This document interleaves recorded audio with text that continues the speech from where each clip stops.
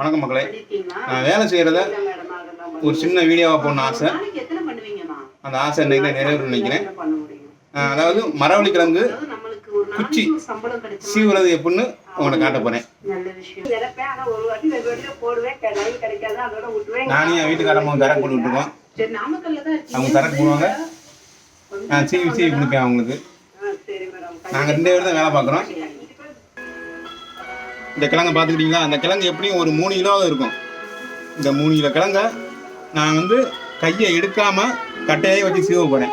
நீங்கள் நினைக்கலாம், என்னடா இதெல்லாம் ஒரு வேலையாக நினைக்கலாம். ஆனால் இது எடுத்த உடனே சீவ முடியாது. இதுக்கெல்லாம் நிறையா நாள் பழகணும். அப்படின்னா தான் அந்த கிழங்கை சேதாரம் இல்லாமல் சீவ முடியும். நான் எப்படி சீவுறேன்னு பாருங்கள். இந்த கட்டை தான் பாருங்கள், எத்தனை கத்தி இருக்குன்னு பாருங்கள். இந்த கத்தி ஏதாவது ஒரு கத்தி கையில் போட்டாலும் பலாப்பழம் மாதிரி 2ஆக பழந்துடும். இதில் கிட்டத்தட்ட ஒரு 25 கத்தியாவது இருக்கும். நம்ம லைட்டாக கை ஸ்லிப்பானாலும் நம்ம கை உள்ளங்கை இந்த கத்தியில் இறங்கிடும். தையல் போகிற அளவுக்கு அவ்வளோ பெரிய கீரல் விழுந்துடும்.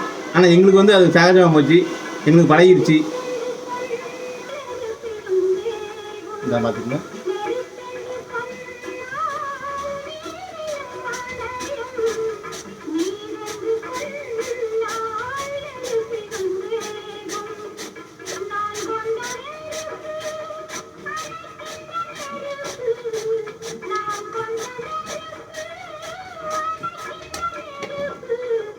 சாரி, மிஸ் ஆயிடுச்சு.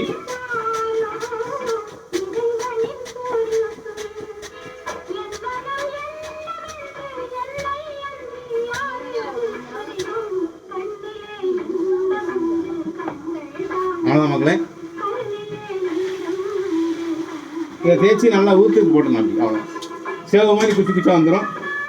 இதை நம்ம வீட்டுக்காரமா என்னுடைய மனைவி அவங்க சரக்கு போடுவாங்க. நாங்கள் 2 பேர் தான் சரக்கு போடுறோம், வேறு யாரும் இல்லை. நாங்கள் 2 பேருமே வேலை பார்ப்போம்.